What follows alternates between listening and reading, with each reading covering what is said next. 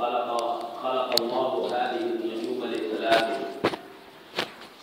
نجوما للشياطين وزينة للسماء وعلامات يهتدى بها فمن تأول غير ذلك أخطأ وأضاع نصيبه وتكلف ما لا علم به رواہ البخاری۔ تمام تعریفات اللہ وحدہ لا شریک خالق کائنات مالک ارض و سماوات کے لیے سزاوار ہیں۔ انگنت درود و سلام تمام انبیاء کرام کے لیے بالخصوص محمد عربی جناب رسول اللہ صلی اللہ علیہ وسلم کے لیے لائق اور زیبا ہیں۔ حمد و صلات کے بعد گزشتہ کئی ہفتوں سے اللہ رب العالمین پر ایمان رکھنے کا مطلب اور اس کے تقاضے پیش کیے جا رہے ہیں۔ اس سے پہلے درس میں یہ بتایا گیا کہ اللہ پر ایمان لانے کا تقاضا یہ ہے کہ دعائیں صرف اللہ سے کی جائیں، مدد صرف اللہ سے مانگی جائے، پکارا صرف اللہ کو جائے، نذر و نیاز، قربانی، ذبیحے سب اللہ کے لیے خاص ہیں۔ ہر وہ کام جو اللہ کے لیے خاص ہے اسے اللہ کے علاوہ دوسرے کسی کے لیے بھی کرنا شرک ہے، خواہ وہ عبادت کے تمام کام ہوں یا تعظیم کے کام ہوں۔ قیام، رکوع، سجود، خوف، طمع، لالچ ساری چیزیں اللہ کے ساتھ خاص ہیں۔ اللہ کے علاوہ اگر کسی غیر کا خوف اس حد تک ہوگا جتنا کہ اللہ کا خوف ہونا ضروری ہے تو بھی شرک ہے۔ امید، توقعات اللہ کے بجائے کسی بندے سے یا کسی اور مخلوق سے ہوں گی تو وہ بھی شرک ہے۔ اللہ کی ذات کے علاوہ کسی اور پر اعتماد اور بھروسہ کیا جائے گا تو وہ بھی شرک ہے۔ اللہ کے علاوہ کسی اور سے کسی طرح کی بھی شگون لیا جائے گا، کسی بھی طرح کا شگون لیا جائے گا تو وہ بھی شرک ہے۔ اسی طرح کی کچھ باتیں آج پھر میں آپ کے سامنے لے کر حاضر ہوا ہوں۔ لوگوں نے گنڈا اور تعویذ کے مفہوم کو بدل دیا ہے، اس کو سمجھنا بڑی اہم ضرورت ہے۔ تعویذ عوذ یعوذ سے مصدر ہے، تفعیل کے وزن پر۔ عوذ یعوذ تعویذا کہتے ہیں پناہ مانگنے کے عمل کو۔ پناہ مانگنا کہتے ہیں کہ بندہ کسی چیز کے شر سے بچنا چاہے تو اللہ رب العالمین سے دعا کرے، اللہم انی اعوذ بک من فلاں، اللہم انی اعوذ بک من شر ما خلق، اے اللہ ہر اس چیز کے شر سے تیری پناہ چاہتا ہوں جسے تو نے پیدا کیا۔ جناب رسول اللہ صلی اللہ علیہ وسلم پر مدنی زندگی میں لبید ابن عاصم نامی شخص نے جادو کر دیا۔ اللہ کے پیغمبر صلی اللہ علیہ وسلم کی ذات سے جادو کو دور کرنے کے لیے اللہ نے جبرائیل امین کو بھیجا اور 2 سورتیں نازل کی، قل اعوذ برب الفلق، قل اعوذ برب الناس۔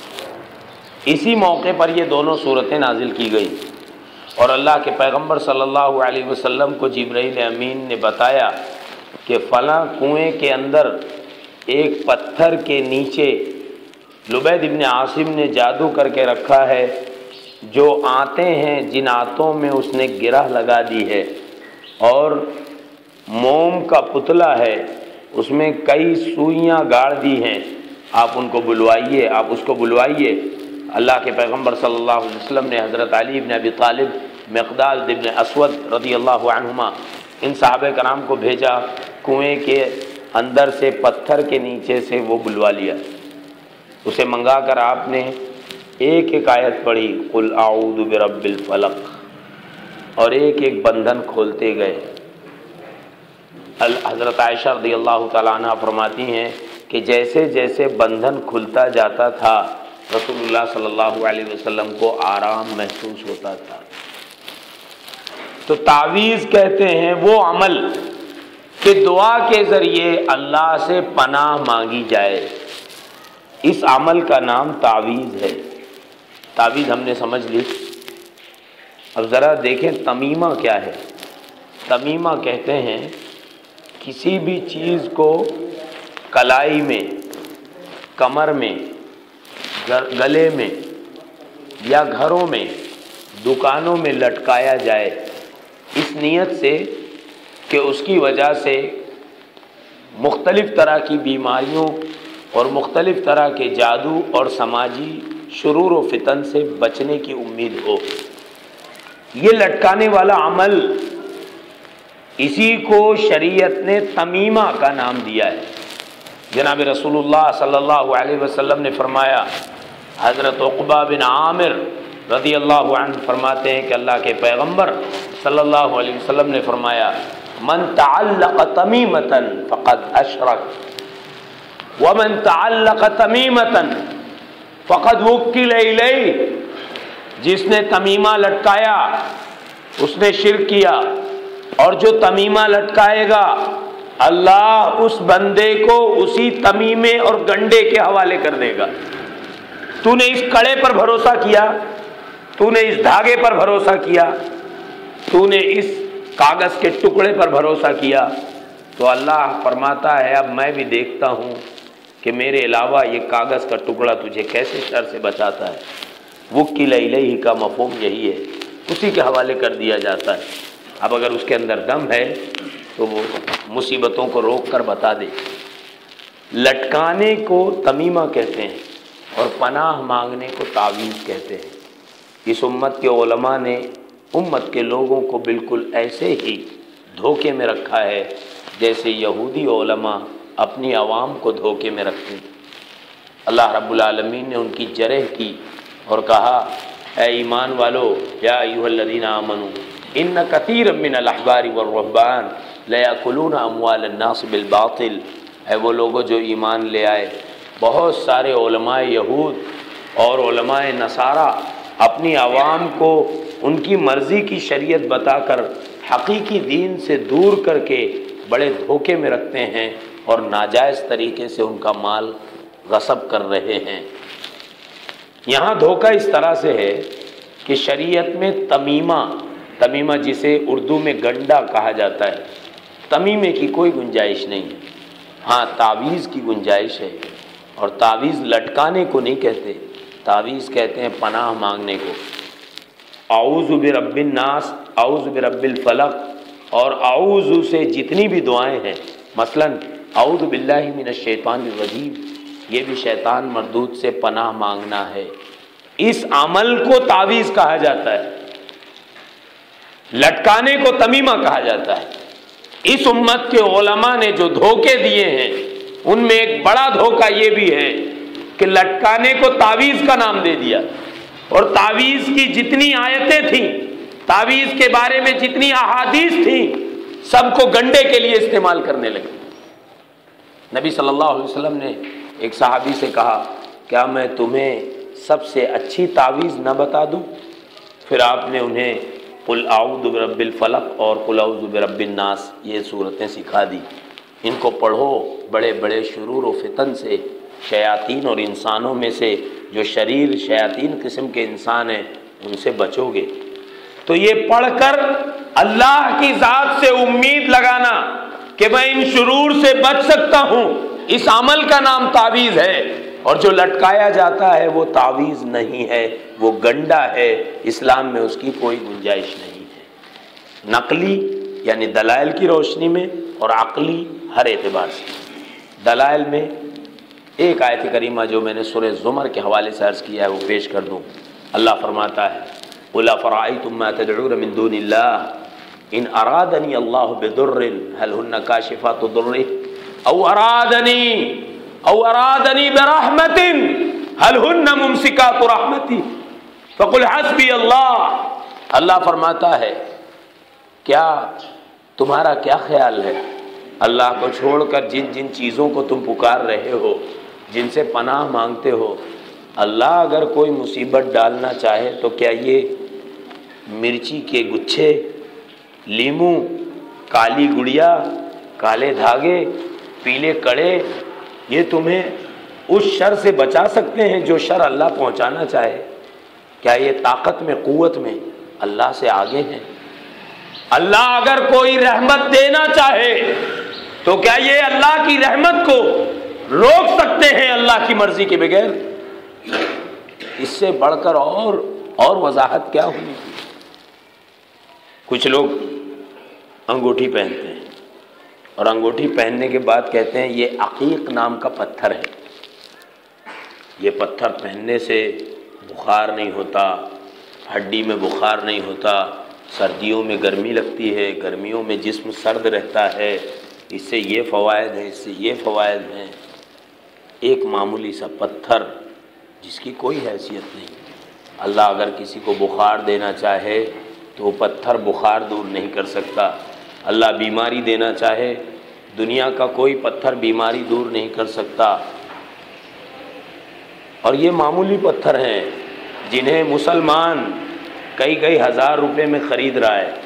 وہ دیکھیے، ذرا پیچھے جائیے، خیر القرون میں نبی علیہ الصلوۃ والسلام کے دوسرے خلیفہ حضرت عمر بن خطاب رضی اللہ تعالیٰ عنہ، جن کے بارے میں اللہ کے پیغمبر نے کہا تھا، ایھا ابن الخطاب ما لقیک الشیطان سالکا فجا الا سلک فجا غیر فجک۔ اے ابن خطاب، تیرے تقوی اور پرہیزگاری کا عالم یہ ہے کہ جس راستے سے تو گزر جائے شیطان کو بھی مجال نہیں ہے کہ اس راستے سے گزرے۔ وہ ابن خطاب وہ فرماتے ہیں رضی اللہ تعالیٰ عنہ، یا حجر، اے حجر اسود تو سن لے۔ یہ مومن کا عقیدہ ہے اور یہی عقیدہ ہونا چاہیے۔ یا حجر، اے حجر اسود۔ حجر اسود وہ معمولی پتھر نہیں تھا جو کسی سمندر سے لایا گیا ہو، سمندر کے کناروں سے چنا گیا ہو۔ حجر اسود وہ پتھر ہے جو اللہ نے جنت سے دنیا میں اتارا ہے۔ حجر اسود کو مخاطب کیا عمر بن خطاب نے رضی اللہ عنہ، یا حجر انی عالم انک حجر، اے پتھر میں جانتا ہوں کہ تو صرف ایک پتھر ہے، لا تضر ولا تنفع، اللہ کی مرضی کے بغیر نہ تو کسی کا کچھ بگاڑ سکتا ہے اور نہ تو کسی کو کچھ دے سکتا ہے۔ وَلَوْ لَمْ رَأَيْتُ رَسُولَ اللَّهِ صلی اللہ علیہ وسلم يُقَبِّلُكَ مَا قَبَّلْتُكَ، میں جو تجھے بوسہ لے رہا ہوں اس کی وجہ یہ ہے کہ میں نے میسنجر آف اللہ کے پیغمبر کو تیرا بوسہ لیتے ہوئے دیکھا ہے، نبی کی فرما برداری میں تیرا بوسہ لے رہا ہوں۔ میں نے اپنے نبی کو بوسہ لیتا ہوا نہیں دیکھا ہوتا تو میں تجھے بوسہ نہیں دیتا۔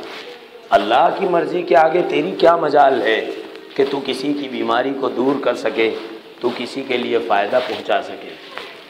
جنت کا پتھر اللہ کی مرضی کے بغیر نفع اور نقصان کا مالک نہیں ہے۔ چہ جائے کہ کوئی معمولی سا گنڈا، کوئی معمولی سا پتھر، کوئی کاغذ کا ٹکڑا اللہ کے مرضی کے خلاف یہ فائدہ یا نقصان دے۔ سوال یہ ہے، لوگ کہتے ہیں ارے یہ کاغذ میں کیا آیت الکرسی تو لکھی ہے، آیت الکرسی لکھی ہے۔ یہاں تین باتیں قابل ذکر ہیں۔ آیت الکرسی پڑھنے کی تلقین ہے، جو صبح میں پڑھ لے گا شام تک اللہ ایک فرشتے کو مقرر کرے گا اس کی حفاظت پر، جو رات میں پڑھ لے گا صبح تک محفوظ رہے گا۔ پڑھنے کا حکم ہے۔ نبی صلی اللہ علیہ وسلم اور صحابہ کرام کے زمانے میں آیت الکرسی لٹکانے کا کہیں کوئی ثبوت نہیں ہے۔ دوسری بات، آیت الکرسی گلے میں لٹکایا گیا ہے، گھر میں تو پورا قرآن رکھا ہے، دکان میں تو پورا اللہ کا کلام رکھا ہے۔ اگر لٹکانے اور رکھنے سے مصائب و مشکلات دور ہوتے تو پھر اللہ کا پورا کلام ہے، پھر مصیبتیں کیوں آ رہی ہیں، پھر مصائب و مشکلات کیوں آ رہے ہیں؟ اگر لٹکانا ہی سب کچھ تھا تو گھر میں، دکان میں، ہر جگہ پورا مصحف، پورا نسخہ رکھا ہوا ہے۔ تیسری بات یہ ہے کہ آیت الکرسی لٹکانے والے اور وہ لوگ جو عورتوں کو نعوذ باللہ آیت الکرسی کے حوالے سے، سورہ فاتحہ کے حوالے سے ایسی تعویذات اور ایسے دھاگے دیتے ہیں جنہیں یہ حکم دیتے ہیں کہ کمر میں باندھ لو، اگر تم بانجھ ہو تو تم کو اولاد ہو جائے گی، اللہ کا کلام کمر میں باندھا جائے اور اللہ کا کلام گلے میں لٹکایا جائے اور اس آیت الکرسی کے گنڈے کے ساتھ بندہ باتھ روم میں، سنڈاس میں اور گندی جگہوں میں جائے، یہ اللہ کے کلام کے ساتھ بہت بڑی گستاخی ہے۔ کوئی دوسری قوم اگر اللہ کے کلام کے ساتھ گستاخی کرتی ہے تو مسلمان اپنی جان قربان کرنے کے لیے تیار ہے، لیکن کیا وجہ ہے کہ مسلمان اسلام کے نام پر، قرآن کے نام پر، جناب رسول اللہ کے نام پر، صحابہ کرام کا آڑ لے کر قرآن کا اس طرح سے مذاق کرتا ہے کہ آیت الکرسیاں بچے باتھ روم میں، سنڈاس میں لے کر جاتے ہیں، کیا یہ اللہ کا کلام نہیں ہے؟ کمر میں عورتیں باندھتی ہیں، کیا یہ اللہ کا کلام نہیں ہے؟ تو میرے بھائیوں، گنڈے کی اسلام میں کوئی گنجائش نہیں، تعویذ کی گنجائش ہے، اور تعویذ لٹکانے کو نہیں کہتے، تعویذ کہتے ہیں اللہ کی ذات پر اعتماد رکھ کر اس سے دعا کرنے اور پناہ مانگنے، اس عمل کو تعویذ کہتے ہیں۔ یہ عمل تو کوئی نہیں کرتا، لیکن لٹکانے کا عمل سب کرتے ہیں۔ صحیح مسلم اور حاکم، مستدرک حاکم کے حوالے سے میں ایک روایت عرض کر دوں، ایک روایت سمجھدار کے لیے کافی ہے۔ رسول اللہ صلی اللہ علیہ وسلم نے ایک صحابی کو دیکھا، ہاتھ میں پیلا کڑا تھا۔ آپ نے پوچھا ما هذه الصفرہ، یہ جو زرد کڑا پہن رکھے ہو کیوں پہنا ہے؟ ان صحابی نے کہا اللہ کے نبی صلی اللہ علیہ وسلم من الواہنہ، جوڑوں میں درد ہے، اس وجہ سے میں نے پیتل کا کڑا پہن رکھا ہے۔ آپ نے فرمایا لا تزیدک الا واہنا، یہ تمہارے جوڑ کے درد کو اور بڑھائے گا، کم نہیں کرے گا۔ کیوں؟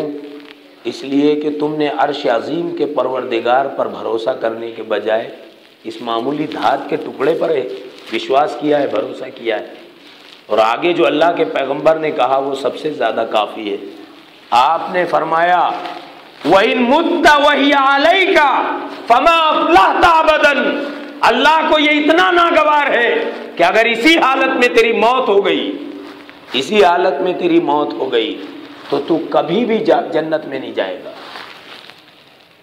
دھاگا، کڑا، گنڈے گلے میں ہو یا کمر میں، کلائی میں ہو یا پیر میں، اسی حالت میں اگر کسی کی موت ہو گئی تو کوئی مفتی کیا کہے گا، کوئی فلسفی کیا کہے گا؟ نبیوں کے سردار جناب رسول اللہ صلی اللہ علیہ وسلم نے کہا کہ پھر کبھی بھی جنت میں داخل نہیں ہوگا۔ کیوں؟ اس لیے کہ بھروسہ اللہ پر کرنا تھا، بھروسہ بندے نے اس دھاگے کے ٹکڑے پر کیا ہے۔ آج ہم مسلمانوں کے ہاتھ دیکھیں، ایک غیر مسلم لال دھاگا باندھتا ہے، فلاں مندر پر جا کر اس نے دھاگا لایا اور باندھ لیا۔ آج مسلمان کو دیکھیے، وہ بھی لال پیلے کالے دھاگے باندھتا ہے۔ یہ کہاں کے دھاگے ہیں؟ ہندو کہتا ہے یہ شرڈی کا دھاگا ہے، مسلمان کہتا ہے یہ اجمیر کا دھاگا ہے۔ ذرا ہاتھ اٹھا کر دیکھیں کہ مسلم اور غیر مسلم کے ہاتھ میں کوئی فرق ہے؟ کوئی فرق نظر نہیں آ رہا۔ اللہ کی قسم، اللہ اس جرم کو کبھی معاف نہیں کرے گا۔ ان اللہ لا یغفر ان یشرک بہ ویغفر ما دون ذلک لمن یشاء، اللہ شرک کو ہرگز معاف نہیں کرے گا، دوسرے گناہوں کو بھلے معاف کر دے۔ اور جن اولیاء کے نام پر دھاگے باندھ رہے ہیں، بڑی بڑی دکانیں چمکا رہے ہیں، قسم اللہ کی ان اولیاء نے بھی یہ دھاگے نہیں باندھے، انہوں نے بھی باندھنے کا آرڈر نہیں کیا۔ جس کو اللہ کے پیغمبر منع کر دیں، اتنی نص صریح روایت موجود ہو، بھلا اس میں کسی اور چیز کی کہاں گنجائش؟ لیکن ایک بات ہے، کبھی کبھار آپ کو ایسا لگتا ہے کہ جب سے میں نے یہ دھاگا باندھا ہے، جب سے میرا کام بن رہا ہے، جب سے میں نے یہ کالی گڑیا دکان میں لٹکائی ہے، میرے کاروبار میں برکت ہے، یہ صرف شیطان کی طرف سے دھوکہ ہے۔ کیسا دھوکہ؟ ذرا ہم پیچھے آئیں۔ امام مسلم رحمہ اللہ نے حضرت عبداللہ بن مسعود رضی اللہ عنہما سے نقل کیا، وہ اپنی بہن کے پاس آئے، بہن کا نام زینب تھا، دیکھا کہ ان کے گلے میں کالا دھاگا ہے۔ عبداللہ بن مسعود وہ صحابی ہیں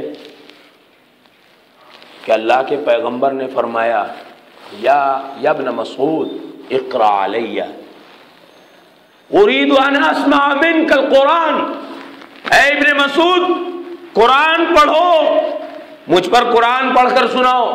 عبداللہ بن مسعود رضی اللہ عنہ فرماتے ہیں اقرأ علیک وانزل علیک، اقرأ علیک وانزل علیک، میری یہ مجال کہ قرآن آپ پر اترتا ہے اور میں آپ کے سامنے پڑھوں، میری کیا اوقات ہے۔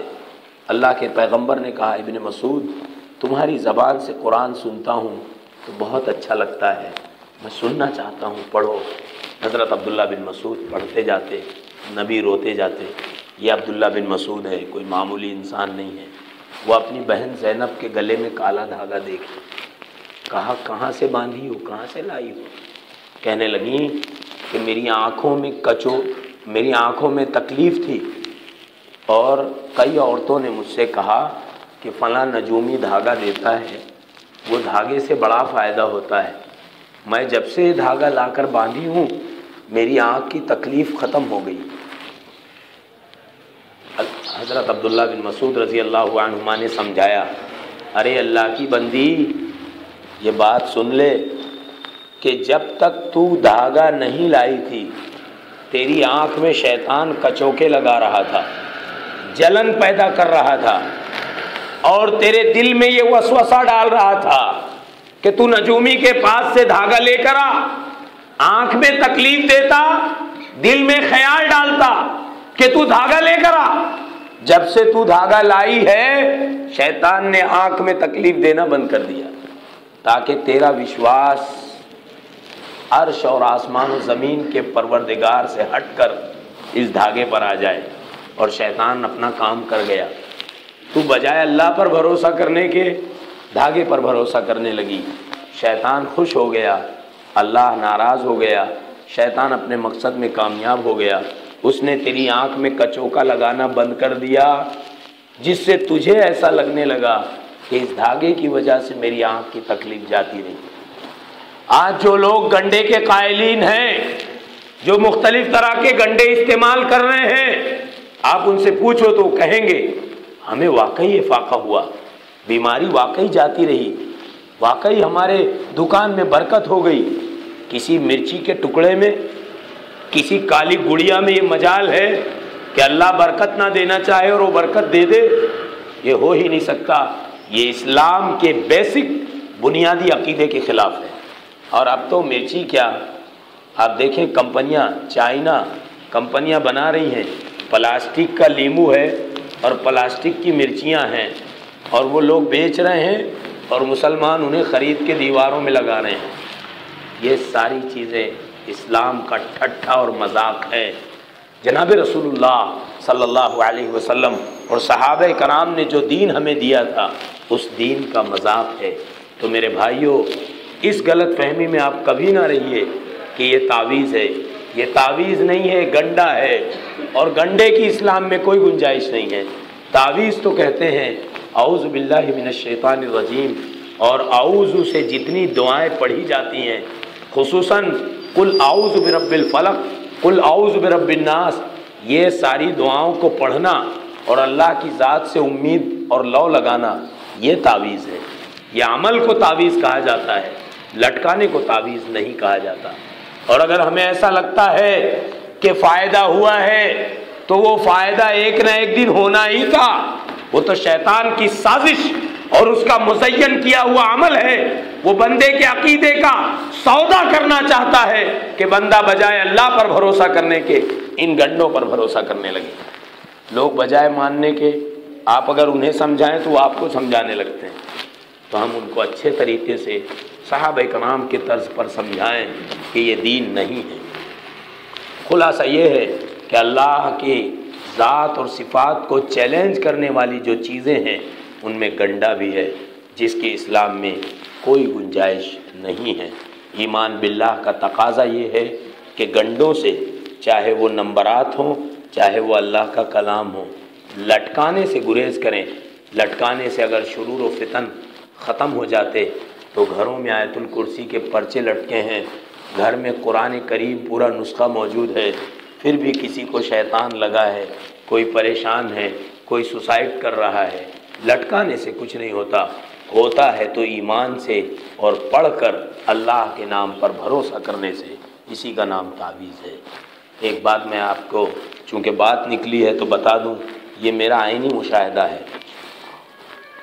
ایک بڑا عالم دین جس نے بڑی بڑی 4 منزلہ بلڈنگیں بنا لی تھی، کسی آدمی کے ساتھ اس کے پاس جانے کا اتفاق ہوا۔ اس کے پاس سعودی عرب سے بہت سارے سامان آتے تھے، چپل وغیرہ، تو جس کے ساتھ میں گیا تھا وہ گجرات کچھ سے تعلق رکھتا تھا۔ اس نے اس مولانا سے سعودی کا چپل منگوایا تھا۔ ہم دونوں اس چپل لینے کے لیے مولانا کے پاس گئے۔ مولانا اپنے کمرے میں چھوٹا سا ٹیبل لے کر بیٹھے ہیں، باہر لوگوں کی لائن لگی ہے۔ اللہ اکبر! یہ لائن لگانے والے یہود و نصارہ نہیں ہیں، یہ لائن لگانے والے مجوسی نہیں ہیں، لائن جنہوں نے لگائی ہے یہ بھی مسلم ہیں، اور یہ عالم جو دھوکے دے رہا ہے یہ بھی مسلمان ہے۔ اسلام کے نام پر کتنی بڑی دکانداری اور کتنا بڑا کاروبار ہے، آپ اندازہ کریں۔ پہلے اس نے، ہم بازو میں بیٹھے ہیں، ایک فیملی آئی، میاں بیوی آئے۔ بیوی نے اپنے شوہر کے بارے میں شکایت کی کہ ان کے سر میں ہمیشہ درد رہتا ہے۔ قسم اس ذات کی جس کے ہاتھ میں ساری کائنات کا اقتدار ہے، اس عالم کو میں نے اپنی آنکھ سے لکھتے ہوئے دیکھا۔ ایک سادہ پرچہ نکالا، اس کے کئی خانے بنائے، اور ایک خانے میں لکھا 786، دوسرے خانے میں لکھا 92، پھر کچھ نمبرات لکھ دیے، پھر یا رحیم، پھر یا مجید، کچھ بھی اللہ کی صفات اور بہت ساری چیزوں کی آمیزش کر دی، اور اس کو 2 ٹکڑوں میں پھاڑ دیا۔ ایک ٹکڑا ٹیبل میں رکھ دیا، اندر ڈراف میں ڈال دیا، اور ایک ٹکڑے کو لپیٹا، اس کے 2 حصے کیے، اور ایک حصے کو کہا یہ آپ پانی سے پی لو، اور ایک حصے کو گول بنا کر کے ایک پوڑیا رکھی تھی اس سے تعویذ بنا کر دے دیا۔ ہم یہ سارا منظر دیکھ رہے ہیں۔ اس عورت نے اپنے شوہر کے لیے گنڈا تو خرید لیا، پھر پوچھا مولانا صاحب آپ کا ہدیہ کیا ہے؟ تو مسکراتے ہوئے کہا دے دو، آپ خوشی سے دے دو جو دینا ہے آپ کو۔ فوراً اس نے 500 کا نوٹ نکالا، جلدی سے اپنا 500 کا نوٹ لے کر کے اپنے ڈراپ میں رکھ لیا۔ وہ ابھی گئے، دوسری فیملی آئی۔ اب میاں بیوی نے اپنے درمیان تنازعات اور جھگڑوں کا تذکرہ کیا اور کہا بیوی نے کہ ان کا دل دماغ دکان میں نہیں لگتا، یہ گھر میں بیٹھے رہتے ہیں، مجھ سے لڑائی جھگڑا کرتے ہیں۔ اور شوہر نے اپنی بیوی کی شکایت کی۔ وہی جو آدھا ٹکڑا رکھا تھا اسے نکالا، اس کے 2 ٹکڑے کیے، ایک کہا کہ پانی سے پی لو، اور ایک ٹکڑے کا گنڈا بنا کر دے دیا، گلے میں پہنا دیا، اور کہا مولانا صاحب آپ کا ہدیہ کیا ہے؟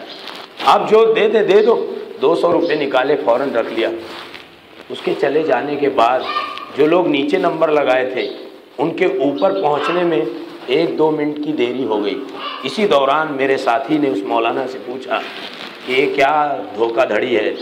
ایک کے سر میں درد ہے، آدھا ٹکڑا آپ نے اسی کا دے دیا، ایک میاں بیوی میں جھگڑا ہے، اس کو بھی آدھا ٹکڑا دے دیا، کہ یہ تو بڑی دھوکہ دھڑی کی بات ہے۔ تو فوراً ہاتھ پر ہاتھ مار کر کہتا ہے اما یار چپ رہو، تم میرا دھندا بیٹھانے آئے ہو، یہ سب چلتا ہے، یہاں کوئی کچھ پوچھنے والا نہیں ہے۔ میرے بھائیو یہ کیا ہے؟ یہ کیا ہے؟ اسلام کا سودا نہیں ہے، قرآن کی آیت اور شریعت کی سودے بازی نہیں ہے تو کیا ہے؟ تو گنڈے سے بچیں، گنڈا اسلام میں کوئی گنجائش نہیں ہے گنڈے کی۔ اس نے پھر بتایا کہ اسی کاروبار سے بازو والی 4 مالے کی بلڈنگ میں نے کھڑی کی ہے، تم میری روزی پر لات مارتے ہو، یہ تو میرا پیٹ پانی ہے، یہ پیٹ پانی ہے۔ اللہ کے کلام کی آیتوں کا سودا کرنا، شریعت کو بیچنا، یہ پیٹ پانی ہے۔ دین کی سودے بازی کرنا، لوگوں کے عقیدے سے کھلواڑ کرنا، یہ دینداری ہے۔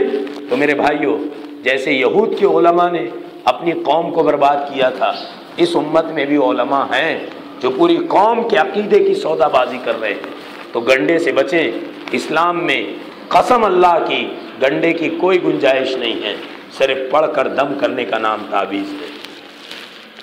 اس کے ساتھ ستاروں کے بارے میں ہتھیلی پوچھنا، آپ کی ہتھیلی آگے بڑھائیے، غور سے ہتھیلی دیکھنا اور کہنا کہ تمہارا ستارہ گردش میں ہے، تمہیں صدقہ کرنا ہے، تمہیں نیاز کرنی ہے، تمہیں 500 روپے والی دعا پڑھانی پڑے گی، تمہیں اتنا صدقہ کرنا پڑے گا، اور پھر اس کے بعد غیب کے دعوے کرنا، اور پھر لوگوں کے ستارے گردش میں کہہ کر کے ان کے مال کو لوٹنا، یہ سب انتہائی اللہ کو ناراض کرنے والی چیزیں ہیں۔ آئیے ہم ستاروں کے بارے میں دیکھتے ہیں۔ قرآن میں اللہ رب العالمین نے اور جناب رسول اللہ صلی اللہ علیہ وسلم نے اس کو سمجھایا ہے۔ اللہ نے فرمایا سورہ الانعام آیت نمبر 17 میں وَإِن يَمْسَسْكَ اللَّهُ بِضُرٍّ فَلَا كَاشِفَ لَهُ إِلَّا هُوَ، اللہ اگر تجھے کوئی مصیبت دینا چاہے، دنیا کی کوئی چیز اس مصیبت کو دور نہیں کر سکتی۔ اللہ کوئی فائدہ دینا چاہے، ستارہ چاند سورج کیا ہے، دنیا کی کوئی چیز وہ فائدہ نہیں دور کر سکتی۔ اللہ نے کہا، مفتی کا فتویٰ ہوتا تو مسلک کی عصبیت میں انکار کر دیتے، تیرا مسلک الگ میرا مسلک الگ۔ اللہ کا فرمان ہے، سو اللہ کا انکار اللہ کی ذات و صفات کا انکار ہے۔ اللہ کے پیغمبر صلی اللہ علیہ وسلم نے کیا کہا؟ حضرت زید بن خالد الجہنی رضی اللہ تعالیٰ عنہ فرماتے ہیں، امام ابن حبان اور امام حاکم رحمہ اللہ نے اپنے مستدرک میں نقل کیا، فرماتے ہیں اصبح کہ صلی بنا رسول اللہ صلی اللہ علیہ وسلم صلاۃ الفجر ثم توجہ الینا، رسول اللہ صلی اللہ علیہ وسلم نے ایک دن فجر کی نماز پڑھائی، اور فجر سے پہلے ہلکی ہلکی بارش ہوئی تھی، ہلکے ہلکے چھینٹے پڑے تھے۔ فجر کی نماز کے بعد آپ صلی اللہ علیہ وسلم نے کہا اتدرون ماذا قال ربکم، تمہارے پروردگار نے کیا کہا ہے تم کو معلوم ہے؟ صحابہ کرام نے کہا اللہ و رسولہ عالم، اللہ اور اس کے رسول بخوبی جانتے ہیں۔ تو رسول اللہ صلی اللہ علیہ وسلم نے فرمایا سنو تمہارے رب نے کیا کہا ہے، تمہارے رب نے کہا اصبح عبادی مؤمن بی و کافر بالکوکب و اصبح عبادی کافر بی و مؤمن بالکوکب، میرے کچھ بندے آج صبح کیے ہیں مجھ پر ایمان اور ستاروں کا انکار کر کے، اور میرے کچھ بندے ایسے بھی ہیں جنہوں نے میرا انکار کر کے ستاروں پر ایمان کے ساتھ صبح کیے۔ رسول اللہ صلی اللہ علیہ وسلم نے پوچھا کہ بتاؤ اللہ کا انکار اور ستاروں پر ایمان، ستاروں کا انکار اور اللہ پر ایمان، اس کا کیا مطلب ہے؟ صحابہ کرام نے کہا اللہ اور اس کے رسول بخوبی جانتے ہیں۔ تو اللہ کے پیغمبر صلی اللہ علیہ وسلم نے کہا کہ اللہ کہتا ہے صبح بارش ہوئی تھی، جس نے صبح آنکھ کھلنے کے بعد کہا مطرنا بینوی کذا و کذا، فلاں فلاں ستارے کی وجہ سے، فلاں فلاں چاند اور سیارے کی وجہ سے آج بارش ہوئی ہے، اللہ کہتا ہے اس نے میرا انکار کیا اور ستاروں پر ایمان رکھا۔ اور جس نے کہا اصبحنا مطرنا بفضل اللہ، اللہ کے فضل سے بارش ہوئی ہے، اللہ کے فضل سے ہم نے صبح کی ہے، وہ مجھ پر ایمان رکھے اور ستاروں کا انکار کیا۔ اب ہم اس حدیث کی روشنی میں ذرا مسلمانوں کے عقائد دیکھیں۔ ہتھیلی دیکھ کر غیب کے دعوے کرنا اور کہنا تمہارا ستارہ گردش میں ہے، تمہیں اتنے کا گنڈا خریدنا پڑے گا، تمہیں 500 کی نیاز کروانی پڑے گی، تمہیں 200 روپے کی دعا کروانی پڑے گی، اس طرح سے لوگوں کے ایمان کا سودا کرنا اسلام میں ہرگز جائز نہیں ہے۔ ستارے کے بارے میں بس ایک بات کافی ہے، امام بخاری رحمہ اللہ جن کے نام پر ختم بخاری کے پروگرام کیے جاتے ہیں، لڈو اور پیڑے تقسیم کیے جاتے ہیں، لیکن امام بخاری نے جو کتاب میں احادیث جمع کی ہیں وہ ساری حدیثوں کو بتایا نہیں جاتا، حدیثیں چھپا لی جاتی ہیں۔ امام بخاری رحمہ اللہ نے فرمایا قال قتادہ، صحابہ کرام کے بعد تابعین علماء میں ایک بڑے عالم دین امام قتادہ نے کہا، اور اس امت کے بڑے محدث امام بخاری نے نقل کیا، کہا قال قتادہ رحمہ اللہ، قتادہ جو حضرت عبداللہ ابن عباس رضی اللہ عنہما کے شاگرد تھے، انہوں نے کہا، کیا کہا؟ خلق اللہ هذه النجوم لثلاث، اللہ نے ان ستاروں کو 3 مقصد کے لیے بنایا ہے۔ زینۃ للسماء، آسمان کی زینت کے لیے۔ بغیر ستاروں والا کالی راتوں میں آسمان اور ستاروں والے آسمان میں بڑا فرق ہے۔ کالی رات میں آسمان ہیبت ناک ہے، لیکن جب ستارے جھل ملا رہے ہوں تو پھر آسمان کی زینت کو لفظوں میں بیان نہیں کیا جا سکتا۔ اللہ نے آسمان کی رونق اور زینت کے لیے ستاروں کو بنایا ہے۔ دوسرا مقصد رجوما للشیاطین، شیاطین کو پر حملہ کرنے کے لیے، رجم کرنے کے لیے۔ شیاطین زمین سے نکلتے ہیں، اوپر اٹھتے ہیں اور آسمان کے کناروں پر جا کر کان لگاتے ہیں تاکہ وہ فرشتوں میں جو باتیں چل رہی ہیں اس میں سے کچھ سن لیں۔ اس ساری باتوں کا تذکرہ سورہ جن میں اللہ نے کیا ہے۔ مسترق السمع کہا، اور اللہ کے پیغمبر صلی اللہ علیہ وسلم نے صحیح بخاری میں، امام بخاری نے نقل کیا سورہ جن کی تفسیر میں کہ اللہ کے پیغمبر صلی اللہ علیہ وسلم نے کہا یہ شیاطین فرشتوں کی باتیں سننے کے لیے کان لگاتے ہیں۔ کوئی ایک آدھ بات سن کے فوراً زمین کی طرف رخ کرتے ہیں۔ اگر فرشتوں کی نظر ان شیاطین پر پڑتی ہے تو اللہ کے حکم سے ستاروں کو لے کر ان پر مارتے ہیں، وار کرتے ہیں۔ کئی بار ایسا ہوتا ہے کہ وار کھالی جاتا ہے اور شیاطین فرشتوں کی بات چرا کر واپس نیچے آ جاتے ہیں، اور کئی بار ایسا ہوتا ہے کہ ستارے شیاطین پر حملہ کر دیتے ہیں اور وہ جل کر راکھ ہو جاتے ہیں۔ ہم نے دیکھا ہوگا کئی بار ستارے ٹوٹتے ہیں۔ وہ لوگ بکواس کرتے ہیں، اسلام کا مذاق اڑاتے ہیں، جو یہ کہتے ہیں کہ ستارے ٹوٹتے ہوئے اگر تم نے دیکھ لیا تو تمہارا کام بگڑ گیا، جو کام کا ارادہ کر کے نکلے ہو وہ کام ملتوی کر دو۔ یہ ساری چیزیں بکواس ہیں۔ ستارہ دیکھنے کے بعد اگر کوئی کچھ کر سکتا ہے تو وہ یہ پڑھے لا حول ولا قوت الا باللہ، نہیں ہے کوئی طاقت و قوت سوائے اللہ کے، ان شیاطین کی کیا مجال ہے۔ تو فرشتے شیاطین پر حملہ کرتے ہیں، اس لیے اللہ نے ستاروں کو بنایا ہے رجوما للشیاطین۔ تیسرا مقصد کیا ہے؟ تیسرا مقصد بتانے سے پہلے میں وہ حدیث پوری وضاحت بیان کر دوں۔ اس حدیث کی نبی صلی اللہ علیہ وسلم نے فرمایا کوئی بات لے کر آسمان سے اچک کے زمین پر ان کے پالے ہوئے جن کے ماتحت یہ شیاطین کام کر رہے ہوتے ہیں، ان نجومیوں اور کاہنوں کے پاس آتے ہیں اور بتا دیتے ہیں کہ آج ان سال اکبر کو لڑکا ہوگا، اکبر کو بیٹا ہوگا۔ شیطان نے بتا دیا۔ صرف اتنا ہی نہیں کیا، اب یہ شیطان، میں نے مثال دی ہے اکبر کی، اب یہ شیطان اکبر بادشاہ کے پاس جاتا ہے اور کہتا ہے کتنے سال سے تو نے اولادیں مانگی اللہ سے، تجھے کوئی اولاد نہیں ہوئی، سلیم چشتی کی درگاہ پہ جا، ضرور تجھے اولاد ہوگی۔ پھر اکبر اپنے دربار سے نکلتا ہے بغیر کسی چپل اور جوتے کے، پیدل زمین پر چلتا ہوا سلیم بابا کی درگاہ پر جاتا ہے، وہاں پر ہاتھ اٹھاتا ہے۔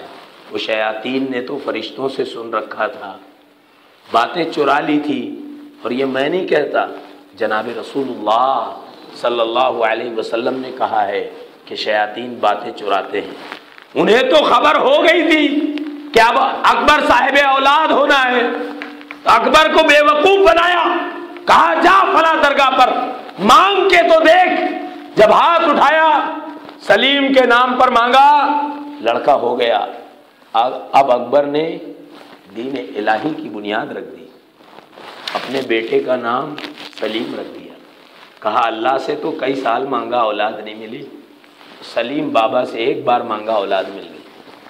وہ شیاطین اپنے کاہنوں کے پاس آ کر آسمان سے چرائی ہوئی باتیں ایک بات بتاتے ہیں، اور اللہ کے پیغمبر صلی اللہ علیہ وسلم نے فرمایا اس ایک سچی بات کے بل پہ وہ نجومی، وہ کاہن 99 جھوٹی باتیں ملا کر لوگوں کے ایمان کا سودا کرتا ہے۔ اور جب بھی کوئی بات معاشرے میں اس بندے کی ہوتی ہے تو لوگ اسی ایک بات کا حوالہ دیتے ہیں، اس کی فلاں بات صحیح نکلی تھی کہ نہیں نکلی تھی۔ اس طرح سے اس کا کاروبار چمکتا ہے اور مومنوں کا عقیدے کا سودا ہو جاتا ہے، ان کا ایمان فنا ہو جاتا ہے۔ تو میرے بھائیوں، جو لوگ دعوے کرتے ہیں ہمارے پاس موکل ہیں، ہمارے پاس موکل ہیں، وہ موکل نہیں ہیں، وہ شیاطین ہیں۔ اگر موکل کسی کے بس میں ہوتے تو سب سے پہلے جناب رسول اللہ صلی اللہ علیہ وسلم کے بس میں ہوتے۔ آپ نے فرمایا مسجد نبوی کے ستون سے میں نے شیطان کو باندھ دیا تھا، میں چاہتا تو اس کو اپنے قبضے میں رکھتا، لیکن مجھے سلیمان کی دعا یاد آ گئی۔ سلیمان نے اپنے رب سے دعا کی تھی، بار الہا مجھے ایسی بادشاہت عطا فرما لا ينبغي لأحد من بعدی، میرے بعد جو کسی انسان کے بس میں نہ ہو۔ مجھے اپنے بھائی سلیمان کی دعا یاد آ گئی، اس لیے میں نے شیطان کو اپنے بس میں نہیں کیا، ورنہ میں چاہتا تو شیطان کو اپنے بس میں کر لیتا۔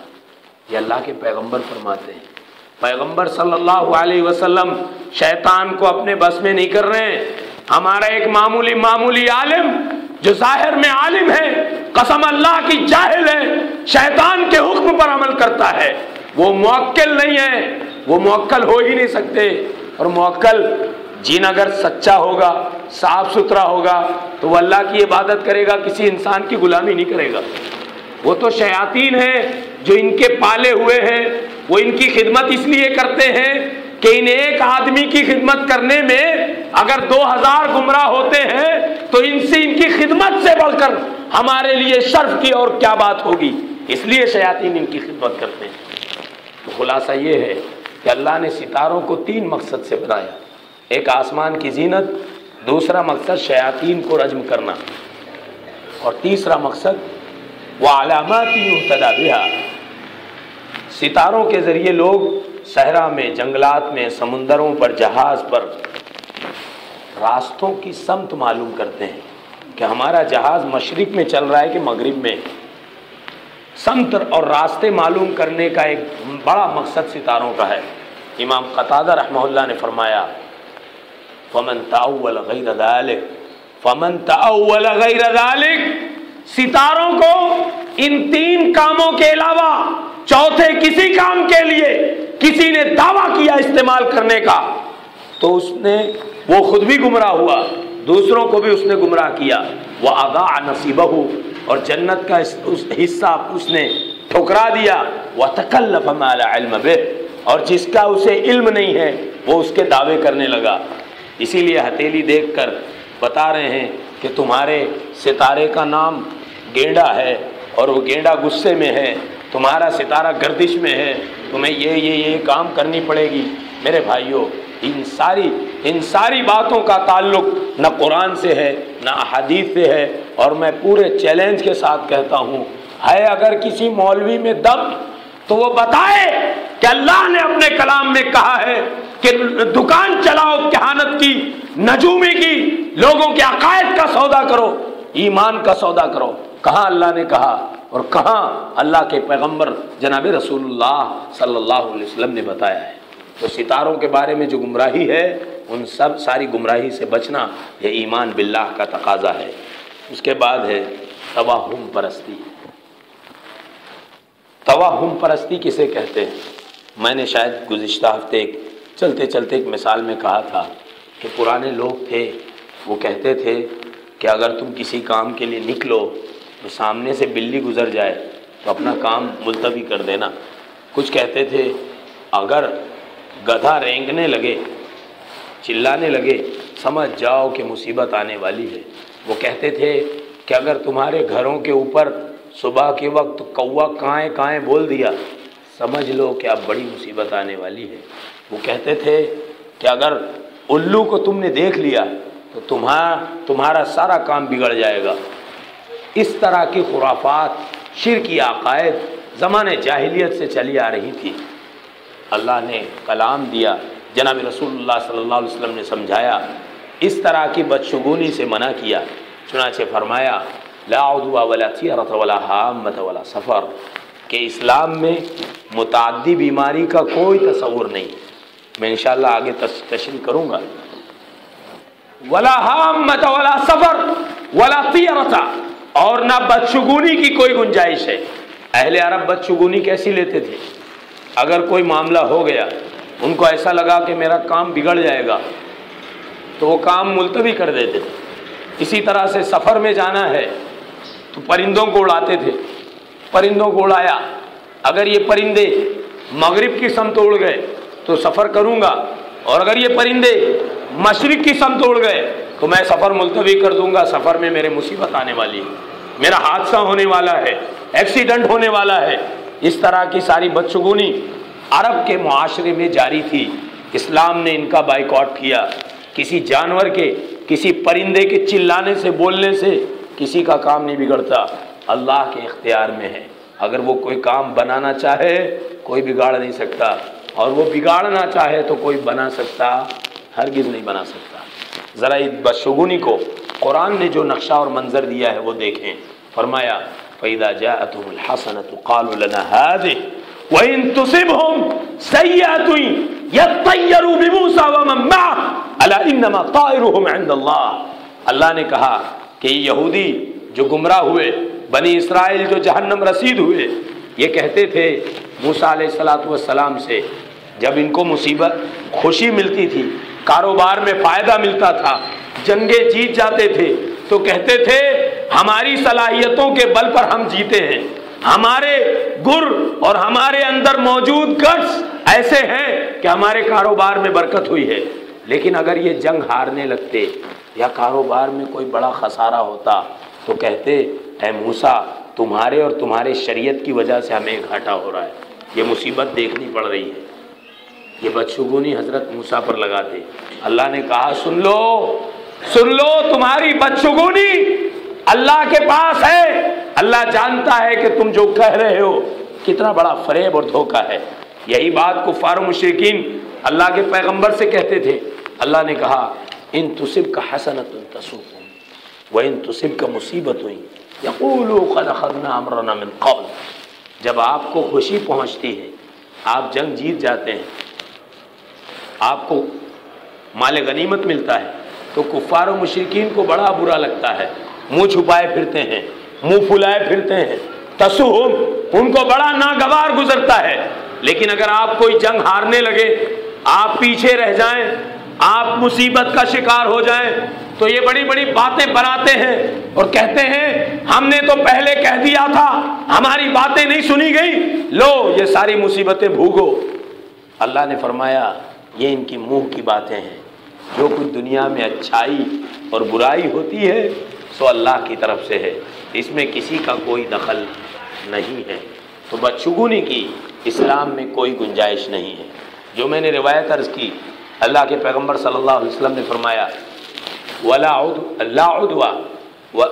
عدوۃ ولا حامۃ ولا سفر، کہ اسلام میں متعدی بیماری کوئی چیز نہیں، اور نہ الو کا بولنا کوئی حقیقت ہے۔ الو کا بولنا، زمانے جاہلیت میں الو کا بولنا اس طرح سے مشہور تھا، کفار و مشرکین کہتے تھے اگر کسی کا قتل ہوا، مرڈر ہوا، تو اس کی قبر پر الو آ کر عشاء کے وقت، رات کے وقت کہتا تھا الو من قتلنی، کس نے مجھے قتل کیا۔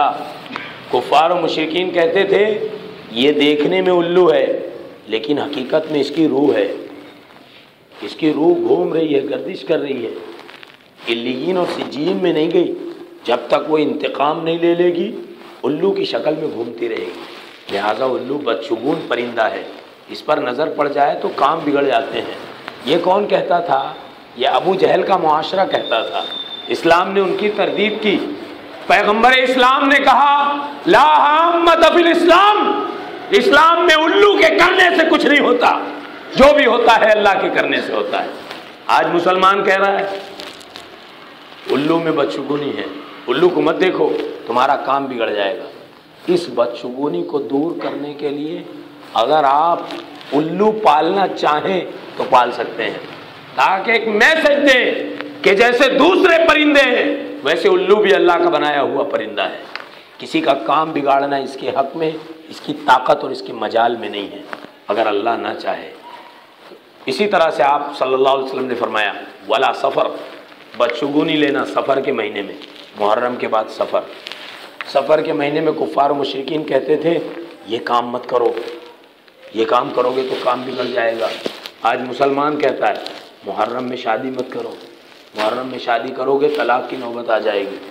پھر کہتا ہے ارے یہ تاریخ کو تو عقرب ہے، عقرب یعنی وہ ستارہ جس کا نام عقرب دیا گیا ہے، جس کا نام ہے ڈنک مارنے والا ستارہ، ارے یہ ڈنک مار دے گا، یہ تاریخ میں اگر شادی کرو گے خوشحال نہیں رہ سکتے۔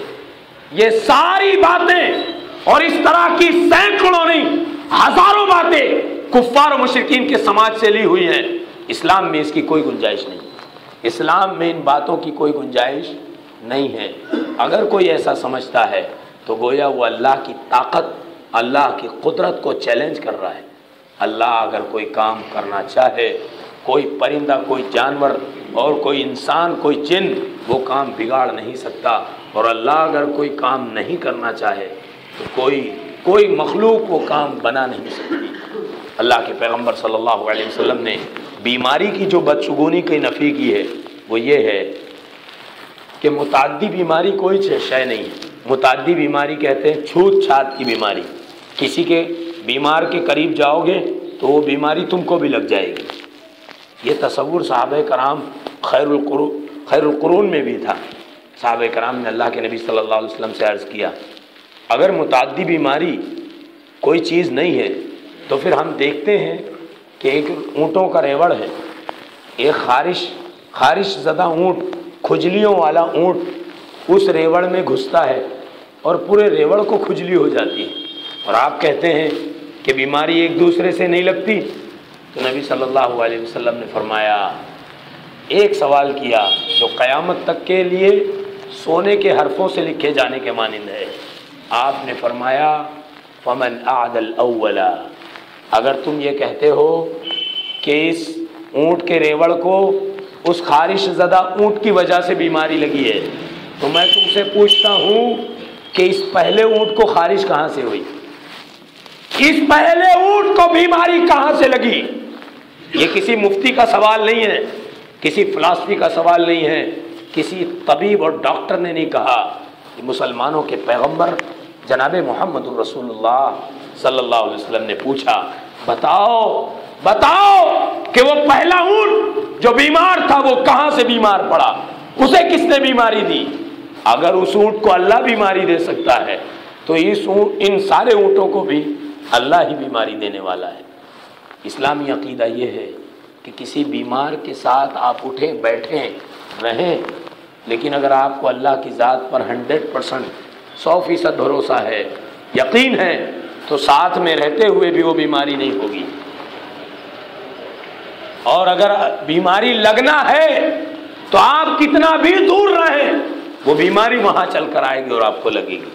یہ اسلامی عقیدہ ہے۔ اللہ کے کرنے ہی سے سب کچھ ہوتا ہے، اور اللہ نہ چاہے تو کچھ نہیں ہوتا۔ جناب رسول اللہ صلی اللہ علیہ وسلم نے فرمایا الطیرۃ شرک وما منا الا ولکن اللہ یذھبہ بالتوکل، یہ بدشگونی لینا یہ شرک ہے، اللہ اس کو کبھی معاف نہیں کرے گا۔ شرک ہے۔ ہاں، یہ شرک کیسے دور ہوتا ہے؟ جیسے جیسے اللہ پر اعتماد بڑھے گا یہ شرک کا گراف کم ہوگا۔ اللہ پر اگر اللہ کا ڈر نہیں ہے، اللہ پر توکل نہیں ہے، تو ایسی ساری بیماریاں انسان کو گھیر لیں گی۔ وہ اپنے سائے سے ڈرے گا، جانوروں سے ڈرے گا، کسی مرچی کے ٹکڑے سے ڈرے گا، کسی پھٹے ہوئے انڈے سے ڈرے گا۔ ان کی کوئی حیثیت نہیں ہے۔ جو دنیا میں ہوتا ہے، علماء سلف کا یہ عقیدہ ہے، محدثین کا یہ عقیدہ ہے، ما شاء اللہ کان، ما شاء اللہ کان وما لم یشاء لم یکن، جو کچھ ہوا آج سے پہلے وہ اللہ کے چاہنے سے ہوا، اور جو کچھ نہیں ہوا وہ اس لیے نہیں ہوا کہ اس میں اللہ کی چاہت نہیں تھی۔ اگر یہ عقیدہ نہیں ہے تو میرے بھائیوں، کہیں ایسا تو نہیں ہمارا عقیدہ بگڑ رہا ہے، کہیں ایسا تو نہیں کہ ہم سمجھ تو رہے ہیں کہ جنتیوں کا عمل کر رہے ہیں اور حقیقت میں ہم جہنم کی طرف جا رہے ہیں۔ اس کی ایک موٹی سی مثال یہ ہے، اس دنیا کا سب سے اچھا عمل کیا ہے؟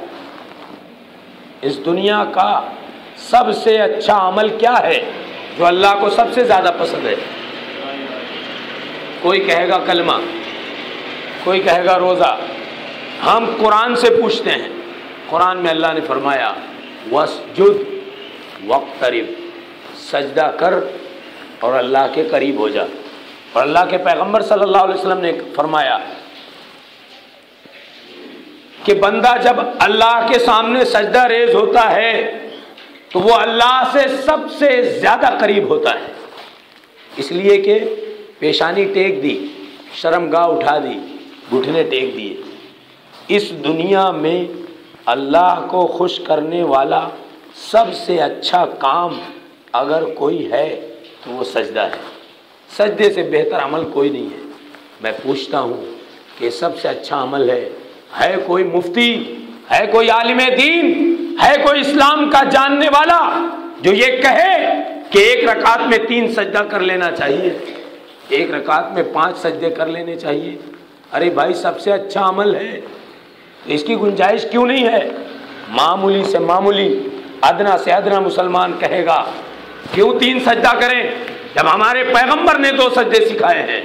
میرے بھائیو یہی بات پوری زندگی میں ہم اسوہ بنا لیں، اصول بنا لیں۔ ہمارے لیے دین وہی ہے جس کو دین کی شکل ہمارے پیغمبر جناب رسول اللہ صلی اللہ علیہ وسلم نے دی ہے۔ ہمارے لیے دین وہی ہے جو آپ صلی اللہ علیہ وسلم کے صحابہ کرام نے کر کے بتایا ہے۔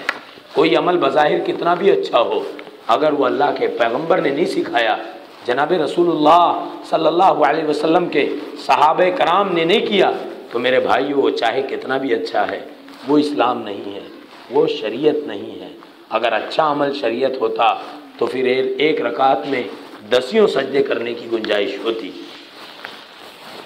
میں یہاں پر یہ بات عرض کروں گا کہ توہم پرستی اور بدشگونی کی اسلام میں کوئی گنجائش نہیں ہے۔ اور ایک دعا جو میں نے اس سے پہلے بتائی تھی، وہ دعا پیش کر کے آج کی اپنی بات ختم کروں گا۔ امام احمد ابن حنبل نے اپنے مسند میں حضرت عبداللہ ابن عمر بن خطاب رضی اللہ عنہما سے روایت نقل کی ہے۔ فرماتے ہیں کہ جناب رسول اللہ صلی اللہ علیہ وسلم نے فرمایا، یہ روایت ہم دیکھیں، الفاظ دیکھیں کتنے اہم ہیں۔ آپ صلی اللہ علیہ وسلم نے فرمایا من ردت الطیرۃ عن حاجتہ، من ردت الطیرۃ عن حاجتہ فقد اشرک۔ کوئی بدشگونی کسی مسلمان کو کوئی کام کرنے سے پیچھے کر دے، روک دے، نہیں اب میں یہ کام نہیں کروں گا، اس تاریخ میں نہیں کروں گا، اس وقت نہیں کروں گا، کوئی بھی چیز دنیاوی کسی مسلمان کو کوئی کام کرنے سے پیچھے کر دے تو گویا اس نے اللہ پر بھروسہ نہیں کیا، اس نے اللہ کے ساتھ ان ساری چیزوں کو شریک کیا۔ قالوا فما کفارۃ ذلک یا رسول اللہ صلی اللہ علیہ وسلم، صحابہ کرام نے پوچھا تو اللہ کے پیغمبر صلی اللہ علیہ وسلم اگر ایسا کبھی ہم سے ہو جائے، کسی وجہ سے ہم اپنا کوئی کام ملتوی کر دیں، بعد میں احساس ہو کہ ہم نے اللہ پر بھروسہ نہیں کیا تو ہم کیا پڑھیں؟ تو آپ نے وہ دعا سکھائی، تو تم یہ کہو اللہم لا خیر الا خیرک ولا طیر الا طیرک ولا الہ غیرک، اے اللہ کوئی بھلائی نہیں ہے سوائے تیری بھلائی کے، ولا طیر الا طیرک، کوئی برائی نہیں ہے سوائے اس برائی کے جو تو بھیجنا چاہے، ولا الہ غیرک، اور تیرے سوا کوئی معبود نہیں ہے۔ یہ دعا اللہ کے پیغمبر نے بدشگونی کے کفارے کی سکھائی ہے۔ اسی طرح سے ایک روایت حضرت عقبہ بن عامر رضی اللہ عنہ سے مروی ہے، جسے امام ابو داؤد رحمہ اللہ نے اپنی سنن میں نقل کیا۔ وہ فرماتے ہیں کہ رسول اللہ صلی اللہ علیہ وسلم نے فرمایا اذا رأى احدكم ما يكره فليقل، جب تم میں سے کوئی شخص کسی ایسی چیز کو دیکھے جس کو ناپسند کرے، مثلا آپ کے یہاں شادی ہے، شامیانے میں گھر کے باہر آپ نے دیکھا کہ آٹا، موم، بالوں کا گچھا آنتوں میں لگی ہوئی گر رہے ہیں، یقیناً کسی نے جادو کیا ہوگا، یہ ناپسندیدہ چیز ہے۔ آپ اپنے سفر شروع کر رہے ہیں، جیسا کہ مسلم معاشرے میں مشہور ہے، گاڑی کے آگے انڈا کسی نے پھوڑا ہے، ظاہر ہے اس سے مصیبت ہوگی، مشکل آئے گی۔ ہمارا تو یہ عقیدہ ہے اور ہر مومن کا عقیدہ ہونا چاہیے کہ ان ساری چیزوں سے کچھ نہیں ہوتا، لیکن اگر ناپسندیدہ چیز نظر آ جائے تو پھر بندہ کیا دعا پڑھے؟ وہ جناب رسول اللہ صلی اللہ علیہ وسلم نے سکھائی اور کہا فلیقل، تو اسے یہ دعا پڑھنی چاہیے اللہم لا یأتی الحسنات لا یأتی بالحسنات الا انت ولا یدفع السیئات الا انت ولا حول ولا قوت الا بک۔ اے اللہ بھلائیاں سوائے تیرے کوئی نہیں لا سکتا، برائیاں سوائے تیرے کوئی دور نہیں کر سکتا، اور کوئی طاقت، کوئی قوت، کوئی مجال سوائے تیرے کسی اور کی، کسی شیطان کی، کسی جاندار کی نہیں ہے سوائے تیرے۔ یہ دعا پڑھ لے، کوئی ناپسندیدہ چیز دیکھے یہ دعا پڑھ لے تاکہ اس کے شر سے بچ جائے۔ ایمان باللہ کا تقاضا یہ ہے کہ ہم ان باریکیوں کو سیکھیں، اپنے رشتہ داروں کو سکھائیں، اپنے دوستوں اور احباب کو سکھائیں۔ یہی ہماری مسلمان ہونے کے ناطے ذمہ داری ہے۔ اگر ہم نے ان ساری چیزوں کو نہیں بتایا تو گویا ہم نے اللہ کے دین کو چھپا لیا، جو ذمہ داری اللہ نے ہمیں دی تھی۔ اللہ صحیح معنوں میں تمام مسلمانوں کو دین کی ہدایت نصیب فرمائے، صحیح تعلیمات سے ہمیں اور تمام مسلمانوں کو روشناس کرائے، بدعت و خرافات، شرک اور تمام طرح کے شرور و فتن سے اللہ ہمارے ظاہر و باطن کی حفاظت کرے، جب تک زندہ رکھے اسلام پر عزت اور امن کی زندگی عطا فرمائے۔ خاتمہ ہو تو رب العالمین خاتمہ بالایمان فرمائے۔ آمین وآخر دعوانا الحمدللہ۔ السلام علیکم بھائیو، پورا ہفتہ بھر ہم اس پروگرام کی دعوت دیتے رہیں اپنے دوست احباب کو، اپنے گھر کے اندر بھی جو ہم روز بولتے رہیں کہ پروگرام میں جانا ہے، اور اس کا پروگرام میں جب آپ پہنچے تھے وہاں پر کیا سنا گیا، آپ نے کیا اس پروگرام سے آپ نے کیا سیکھا، اس پروگرام سے آپ نے کیا لیا، جزاک اللہ قبول خواتین مردوں سے کرے، یعنی اس پروگرام کا ہفتہ بھر جیسے اندر